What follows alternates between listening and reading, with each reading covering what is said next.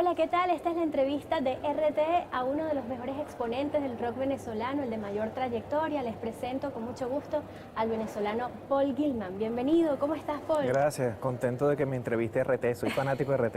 Sí, Sí. que bueno, yo también. Mira, Paul, ¿por qué el rock? Sabemos de la diversidad cultural que hay en tu familia, tu madre etíope, tus abuelos europeos, tu padre norteamericano. Mi abuelo indígena. Ah, tu abuelo indígena, ¿no? De Norteamérica Sí, también, de entiendo. los Seminoles. Bueno, Yo ¿cómo soy indoamericano afrodescendiente. todo eso tuvo que ver en la decisión de dedicarte al rock en tu vida? La decisión fue una cosa cuadrada que hacen, que se llama televisión, ¿no? Entonces, un niño solo, generalmente en Venezuela, con una madre que tiene que trabajar, hacer 1000 cosas a la vez. Mi único padre y hermano y todo lo que yo tenía era un televisor. Afortunadamente, en ese momento yo vi CBTV, que hoy es venezolana de televisión. Un día, una serie que se llama Los Monkeys, que era una parodia a lo que eran los Beatles, pero era una parodia de televisión. De hecho, ellos en ese momento eran simplemente unos actores que luego tuvieron que aprender a tocar los instrumentos porque crearon un furor tal, muy parecido al de los Beatles, y ellos ni siquiera sabían tocar nada.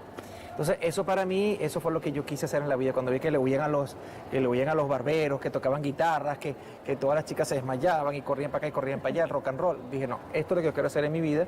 Y de ahí para adelante, bueno, muchas cosas sucedieron para que fuera el rock. Y no otro tipo, porque me dice, tú eres un loco, tú estás en un país tropical y se te ocurre hacer rock. Bueno, pero alguien tenía que hacerlo. Te he escuchado decir que el rock es revolucionario y en efecto, revisando parte de tu discografía, revisamos nombres como Levántate y Pelea, El Guerrero, Cuauhtémoc, otras cosas como rock nacional, Levántate y Pelea. represión latinoamericana. Levántate y Pelea hizo llorar al comandante antes de que nosotros lo viéramos llorar en un aló presidente hablando de su hermano, que por primera vez Venezuela lo vio llorando en vivo. Yo lo vi antes de que fuera presidente, porque yo le conté que en una plaza que se llama Plaza Prego de Valencia, él estaba preso y nosotros cantábamos Levántate y Pelea, que no es más que narrar lo que iba a pasar 8 años después con Chávez, antes de que existiera Chávez. Entonces, eso lo impactó tanto que yo le fuera cantando la canción y entonces y le conté que cuando termina, hay una parte de la canción que se para y se canta el himno. En ese momento todo el mundo sacó, bueno, en ese momento era negocio que toda la prensa sacara fotos de Chávez. Ahora es todo lo contrario con la prensa, digamos, la que no es nuestra, pues. Entonces empezaron a sacar fotos de Chávez cantando el himno de Levántate y Pelea, y eso a Salarromer padre, el viejo, no le pareció gracioso, y como todos los conciertos en la Cuarta República terminó a planazos, bombas lacrimógenas, no respetaron hombres, ni mujeres, ni niños, ni ancianos. Eso fue una parlamentación tremenda. Y yo se lo conté a Chávez, y cuando le estaba contando yo no me di cuenta y estaba llorando. Y yo dije, primera vez que un peludo rockero tatuado con zarcillo se sienta delante de un militar en Venezuela y lo veo llorar por los rockeros. Dije, no puede ser. Definitivamente lo que yo vine a hablar con usted hoy aquí es lo que voy a hacer. ¿Siempre has sido revolucionario, Paul? Sí, bueno, ahí están mis letras. La primera canción que yo saqué en mi vida se llamó Libertad, que era contra lo que aquí se llamaba recluta, que algunos no se acuerdan o no se lo han contado. ¿Qué era la recluta? La recluta era cazar jóvenes como si fueran conejos o sea, horrible. O sea, de hecho, hablando de conejos, aquí en Caracas hay un sitio que se llama Conejo Blanco, donde la policía le pagaban a cada policía 5 bolívares en aquel momento por cada peludo, por cada joven. Bueno, no era solamente peludo, cualquier joven. Y bueno, era una cacería de brujas que se llamaba La Recluta, y luego te soltaban a los 3 días si te descubrían que trabajabas, si te descubrían que tenías carnet estudiantil, etcétera, etcétera. Y si no, bueno, te fregaste. Tu familia no sabía de ti 3 y 4 días. Te tenían encerrado para cortarte el pelo, y eso era una humillación tremenda, algo contra todos los derechos humanos que te puedes imaginar. Y él me prometió, sin cámaras, como ahorita, sin cámaras ni prensa, Chávez me prometió a mí, a simplemente un rockero que se sentó y a hablar con él en donde él estaba, antes de que fuera. Cuando las encuestas le daban 3 puntos a Chávez, yo fui a hablar con él. Era mi héroe, porque cuando dijo yo, o sea, por ahora, y yo asumo la responsabilidad, en ese momento yo sentí que era mi héroe, ¿no? Y logré hablar con él. Entonces él lloró, yo no podía creer lo que estaba diciendo, y al final le pedí, ¿por qué tú no le demuestras a la juventud que tú eres diferente, que no eres el militar que todos conocemos, y vamos a abolir la recluta? Por supuesto. Y ahí ustedes busquen por internet, hay una foto donde yo salgo empuñando, o sea, cerrando puños con él, con el famoso retrato que la Cuarta República quitó en Miraflores. El 11 de abril. Él lo tenía, el 11 de abril, él lo tenía en su casa, y ahí dije, vamos a hacer este juramento aquí, que quede en una foto, y yo voy a salir por todos los conciertos que haga con esa foto. Hice unos volantes que se llaman No a la Recluta, el volante también lo pueden conseguir por internet, y bueno, eso impactó mucho a los jóvenes de concierto en concierto cuando yo le dije que Chávez estaba contra la recluta, y eso creo que algunos boticos logramos con eso. Se hablaba en ese ambiente familiar con tu madre de todo lo que significaba este tipo de acciones contra la juventud. Me refiero específicamente al final de ya los años 70, 80, el Plan Cóndor, todo lo que se generaba en nuestra América en esa época. Sí, pero realmente no había mucha conciencia de eso. Acuérdate que no teníamos un Chávez que nos dijera tantas cosas. Aquí todos nos decían que Fidel se comía a los niños. O sea, aquí muchas cosas nos echaban muchos cuentos y realmente el que nos despertó fue Chávez. Sin embargo, yo desde mis letras, desde la primera que hice, como te dije, que la hice en el año de 1978, lo hice con causa, pues, porque sabía cómo nos maltrataban, cómo nos cazaban en los conciertos, nos cazaban en un cine, en una fiesta, siempre nos esperaba las aulas para llevarnos. Entonces, mi trabajo fue ese, ¿no? Tratar de concientizar en plena Cuarta República lo que estaba pasando. Y cada vez me puse más radical. De hecho, hay una gira que se llama Rock and Shock, donde yo decapitaba a Carlos Andrés Pérez, y lo tengo que decir aquí, no me importa, y yo estoy orgulloso de haberlo hecho. Y Carlos Andrés Pérez es un expresidente venezolano que fue el responsable del Caracazo de más de 3.000, entre comillas, muertos, que fueron mucho más que 3.000. Bueno, entonces yo ponía un muñeco que decía político corrupto y yo cantaba canciones, y en Represión Latinoamericana, en Los Gusanos del Poder, que es una canción de represión latinoamericana, que es el disco con más concepto fuerte y revolucionario, decía: se burlan de ti, se burlan de mí, dame tu espada libertador para vengarte. Me ponía una charretera tipo Bolívar, una espada de época, y hacía un juicio popular y todo el mundo decía que fuera. Y yo le volaba la cabeza, y la cabeza de anime, eso era, no estábamos llamando a la violencia, sino era simplemente una catarsis. O sea, tú veías que nadie quería la cabeza rebotaba en todo el concierto y nunca llegaba a pisar tierra, todo el mundo se la sacaba de encima. Poco fuerte, ¿no? Sí, era parte del show. A mí me fusilaban como joven en Represión Latinoamericana. Venía un tipo de disfrazado de Guardia Nacional de aquella época, no la Guardia Nacional Bolivariana, y me daba cachazo y me golpeaba y al final me ejecutaba. O sea, esa gira fue muy fuerte y en plena garantías suspendidas. A mí, Ramón Escobar Salón fue disfrazado para un concierto mío. Un fiscal general. Un fiscal de la época. República fue, bueno, me imagino que se puso una peluca porque era calvo de perinola. Se había puesto una peluca para que no se dieran cuenta los rockeros que él estaba ahí. Venía una gente de Frente a la Prensa, un programa famosísimo que tenía una televisora acá, de unos periodistas muy de derecha. También me decían: está el tipo este de aquí, está de allá. Todos iban a ver la locura que iba a hacer Paul Gilman y bueno, y no sé ni cómo me salvé hasta el día de hoy, ¿verdad? ¿Iban como admiradores de Paul Gilman? No. ¿O como detractores? No, detractores y para contarle a la gente lo que yo hacía en los conciertos. De hecho, yo tengo un reportaje en Venezuela Gráfica que decía: Paul Gilman decapita a los corruptos, y tiene 4 páginas explicando todo, que el periodista se estaba impactado. Sobre todo impactado como yo salía a ese concierto sin ir preso. Tuve mucha suerte. Por eso son muchas anécdotas que sería muy largo de contar aquí. ¿Cómo abrirse paso en un medio, en un ambiente en el cual, bueno, la industria musical estadounidense está controlada precisamente por aquellos que no están muy de acuerdo con que los pueblos se subleven y realicen actos de soberanía e independencia nacional sobre sus recursos naturales? Yo creo que el rock es el gran Frankenstein de los Estados Unidos. Ellos no lo inventaron, el rock, ¿no? El rock es una cuestión que viene desde los africanos traídos como esclavos a Estados Unidos, y ahí se fue mezclando el country, que tampoco era de los Estados Unidos, sino era inglés. O sea, realmente, me perdonan los estadounidenses, pero realmente ellos nunca tuvieron cultura, siempre se la sacaron a alguien, ¿verdad? Entonces, de esa mezcla fue el afroamericano traído como esclavo el que inventa el rock. Y lo inventa dentro de las iglesias, donde les permitían a los esclavos tener algún tipo de desahogo, donde ellos inventan el gospel, el blues y el rhythm and blues hasta que se convierte en rock and roll. De hecho, ellos tratan de blanquear el rock con Elvis Presley, porque el rock se estaba saliendo de las manos del gobierno norteamericano en ese momento. Bueno, imagínate, con el racismo que había, y la única manera de detener eso era uniéndose, ¿no? Únete y trata de ver cómo hace, pero no podían poner a un negro adelante, no ponían a Chuck Berry, ni Fats Domino, ni Little Richard, a los que realmente inventaron el rock, sino que lo blanquearon con Elvis. Y bueno, y Elvis salió a cantar, él no tenía la culpa que lo convirtieran en un producto. Pero Elvis, ¿de dónde venía? También era pobre, también era un camionero, él se metía en todas las iglesias con los negros, con los latinos. O sea, agarraron un tipo que tenía todo el sabor, porque acuérdate que el movimiento de cadera de Elvis no lo pasaban por televisión, sino lo pasaban de él de aquí para arriba, porque él tenía el sabor del negro, del latino. ¿Entiendes? Por eso fue que lo agarran es a él. Pero por más que tú lo blanquees, por más que el rock siempre ha sido la gran piedra del zapato. ¿Quién derrota la guerra de Vietnam? No la derrotan los aviones norteamericanos ni el napalm, fue el propio pueblo vietnamita con palos, con trampas, con fondas, como sea, y el rock. porque el rock hizo su trabajo en el Festival de Woodstock, en el Festival de Monterrey. John Lennon es uno de los grandes artífices de que separara una guerra y nunca tuvo un arma en la mano. Algunos dicen que esa misma industria musical e incluso armamentística, que está muy ligada a todos los factores de poder en el mundo, trataron de intervenir ese mundo a través de las drogas, a través de otras... intentaron hacerlo, claro que sí. O sea, cuando decían que los jóvenes norteamericanos drogadictos, sí, pero ¿quién lo crea? No fue el Pentágono que creó tantas drogas para que los jóvenes norteamericanos que fueron a Vietnam no pudieran dormir en 72 horas, estuvieran todo el tiempo despiertos buscando el enemigo hasta donde no lo había, mataban hasta sus propios hermanos, ¿verdad? Y esas drogas, ¿de dónde venían? De los jóvenes, ¿no? Venían del Pentágono.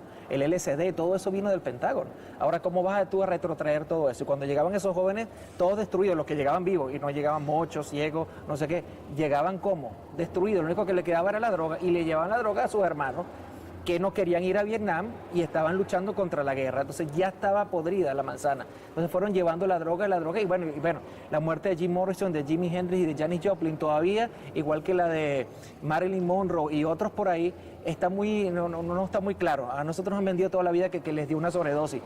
Pero tres personajes como Jim Morrison, Janis Joplin y Jimi Hendrix, que siempre estuvieron rodeados de gente y en fiestas y en todo, los tres mueren solos.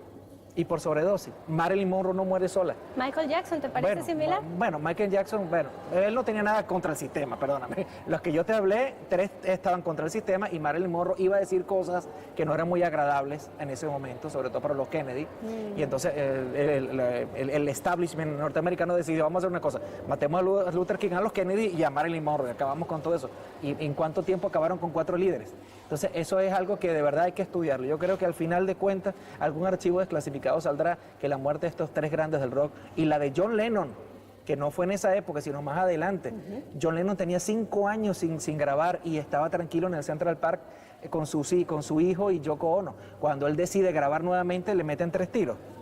O sea, perdóname, él fue prácticamente el que acabó con la guerra de Vietnam, con Dale un chance a la paz y canciones como Imagine, que son unos clásicos tremendos, donde dice que no hace falta religiones, ni armas, ni nada, ni fronteras. Una de las canciones que precisamente tú has versionado. Sí, claro, por eso, cuando tuvimos a punto un golpe de Estado en 2002, yo salí a la calle haciendo una versión en español, corriendo lo que podía hacer. No salí con granadas ni con ametralladora, pero salí con una canción y eso, esa canción hizo su parte también en su momento.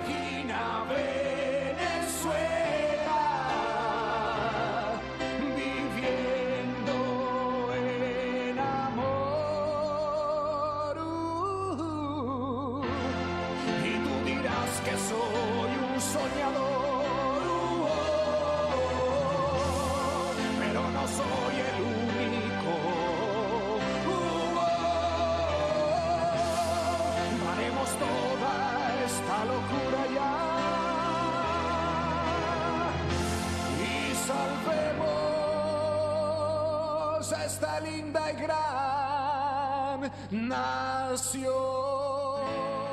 Hay otros que también salen con canciones, pero no precisamente para apoyar a la revolución bolivariana, sino para ir en contra de ella. Han tenido mucho éxito en los últimos tiempos. ¿Tú crees que son de alguna manera conscientes de lo que ocurre en el país? ¿Están sirviendo algún interés en específico? No, simplemente al Rey Dólar, como una canción que yo saqué con Arcángel del disco Rock Nacional, el Rey Dinero y su poder. Eso es todo. Para empezar, no tiene ninguna canción que diga nada, ni a favor ni en contra, porque no tienen cerebro para escribir ningún tipo de canción que tenga algún contenido. No hay ningún contenido. Simplemente hay un ritmo bailable y una fama creada por los medios.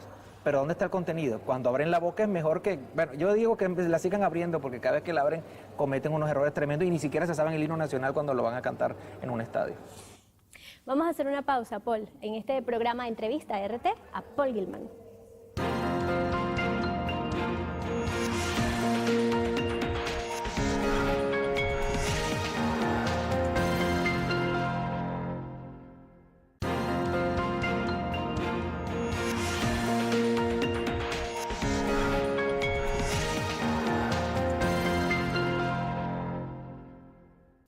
Seguimos con más de esta entrevista a Paul Gilman por RT.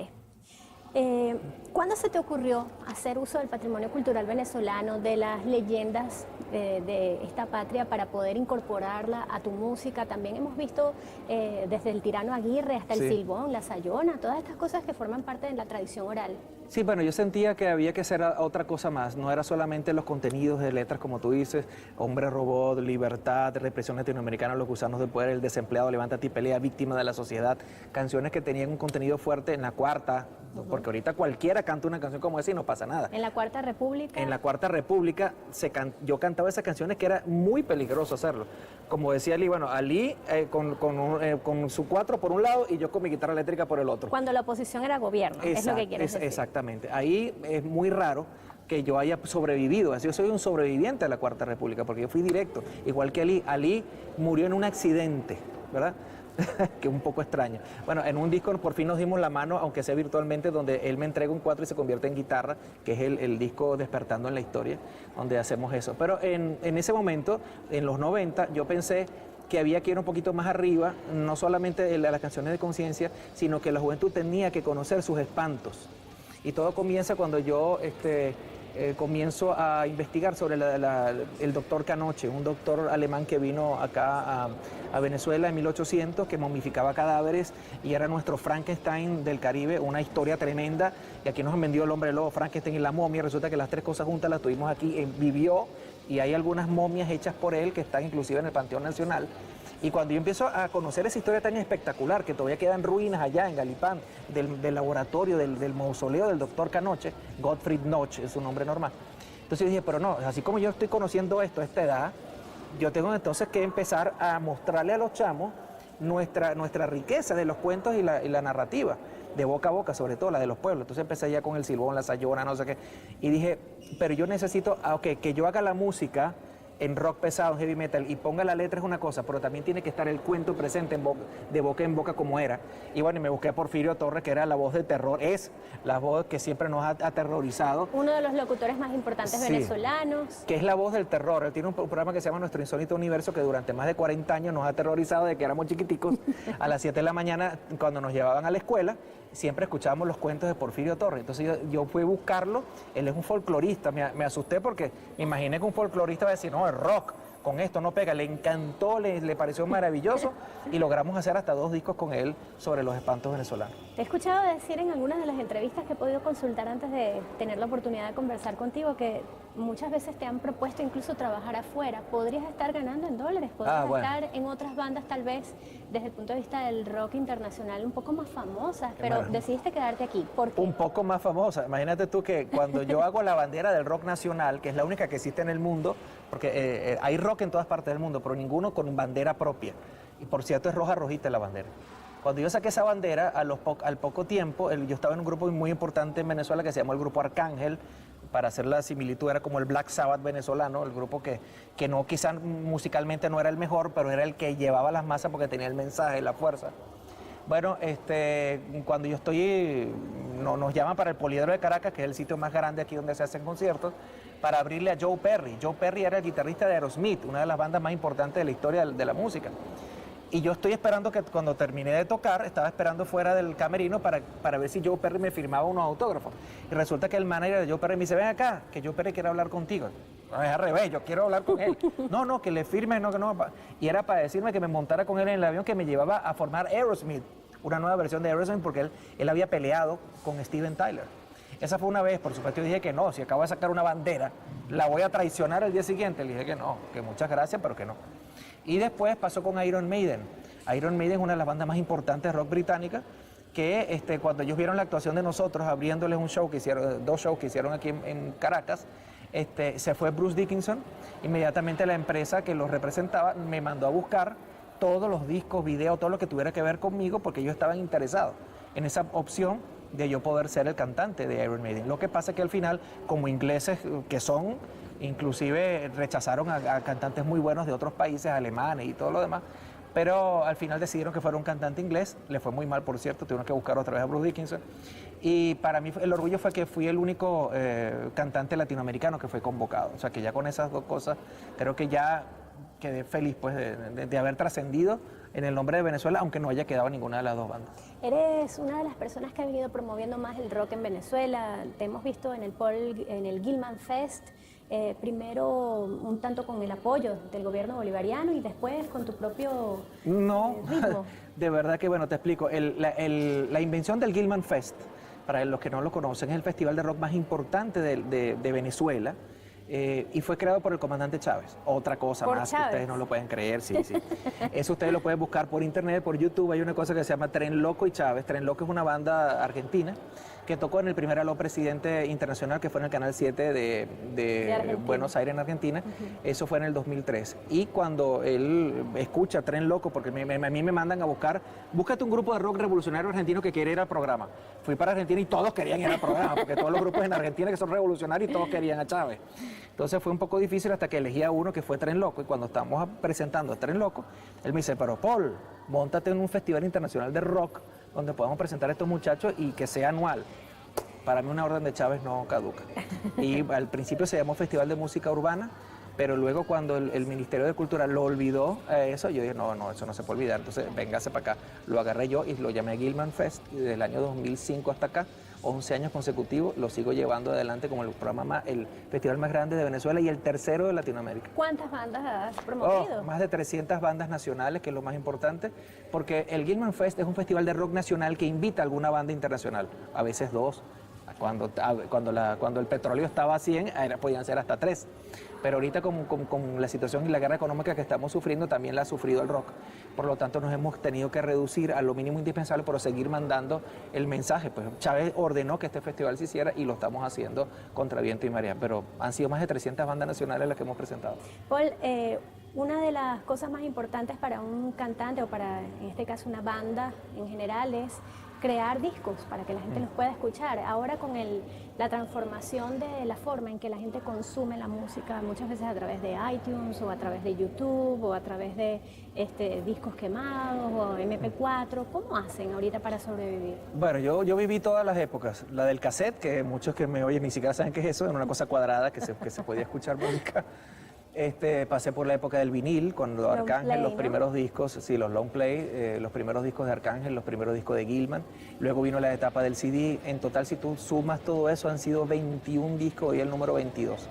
Convirtiéndome en el único artista latinoamericano de rock con más de 20 discos. El más cercano es el guitarrista de Rata Blanca, que tiene como alrededor de 16 entre dos proyectos que él sacó, Temple y Rata Blanca. Pero tengo pues el orgullo de ser el latinoamericano con más discos de rock grabados. En su mayoría yo como coleccionista que soy los hago en físico. Hubo solo un EP que se llamó El Curandero, que tenía 3 canciones. Un EP es un disco corto. Okay. Que sí lo lancé por las redes de forma gratuita para que todo el mundo se lo comprara como previo a lo que vendría a ser el disco. Ese es el único EP que he hecho de manera virtual, pero al final entra dentro de la discografía. Del resto, todos mis discos se pueden tocar y se pueden guardar y se pueden coleccionar, porque yo pienso que el verdadero rockero le gusta tener eso y no un disco quemado. Mira, ¿y es fácil para un venezolano tener la posibilidad de producir un disco aquí? Bueno, ahorita de verdad que la tecnología es algo tan interesante que ahorita no tienes que ir a un estudio súper caro. La gente hace su disco en su casa, con una computadora. Solo tienes que tener los medios básicos para tú poder hacer los discos. Los últimos discos, sobre todo en estudio, lo he hecho en casa de mi guitarrista, que es un excelente productor. Claro, se ha ido al estudio a grabar la voz, porque eso no se puede buscar por la computadora. O sea, hacer la batería, pero hay cosas como las guitarras, y que todo se puede grabar en la casa y se puede mezclar y salen discos espectaculares. ¿Tienes previsto hacer alguna producción en los próximos tiempos? Ya terminamos el 2015, el clásico recargado, que fue de esa manera, tratar de buscar los clásicos que salieron en vinil, pero volverlos a grabar con el sonido digital, con la fuerza de ahora. Y ahorita está a punto de salir quizás el disco más histórico en cuanto a discos de rock en vivo en Venezuela. Es un disco doble que tiene por un lado un CD y por el otro un DVD. O sea, puedes ver el CD, puedes ver lo que estás escuchando. Lo escuchaste, te gustó, ahora lo puedes ver. Solo que el DVD tiene 36 tracks, el concierto tiene 14, tiene muchas cosas extras, un programa de televisión que tengo que se llama Cultura Rock. Eso te iba a preguntar, ¿cómo va Cultura Rock? No, Cultura Rock va muy bien, bueno, la presentación de nosotros en Cultura Rock está ahí, hay presentaciones en el Guilman Fe de Falcón, de Aragua, este es un concierto especial que hicimos en memoria de Alfredo Escalante, que fue un gran locutor de rock en Venezuela, lo hicimos en febrero, tratando de emular el disco rock nacional precisamente, que se hizo un 28 de febrero del año 82, pero que por las fallas técnicas solamente salieron 4 canciones en vivo. Yo volví atrás y ahorita en febrero de este año volví, no exactamente el 28 porque no tenía esa fecha, tenía el 25, hicimos El Sueño Realidad, hacer como que el disco rock nacional completo en vivo, puras canciones de Arcángel, es un disco ochentero, ochentero completamente, pero con el sonido y la banda mía de ahora, así que por fin logramos cumplir con ese sueño. Ahora el disco en vivo salió como debió salir, con las canciones viejas, pero salió y que tiene su DVD. Bueno, para quienes quieren contactarte, Paul, para quienes quieren tener acceso a tu música, a tu trayectoria, ¿cuáles son las puntos de contacto? Todo está en una página web, www.paulgilman.com, más fácil imposible. Están los videos, ahí están las canciones, ahí están las carátulas, ahí están las historias, están todas las formaciones de que en el año 77 salí disfrazado de Kiss, que fue la primera vez que me monté en una tarima, hasta Power Age, Arcángel, todas las formaciones, todas las fotos, todo está en www.paulgilman.com. Agradecida, Paul Gilman, por esta entrevista para RT. Gracias, de verdad, muy amable. He aprendido mucho. Te espero en el concierto. Y vamos a ir. Gracias, amigos, por haber estado con nosotros en esta entrevista de RT a uno de los mejores exponentes del rock venezolano, Paul Gilman.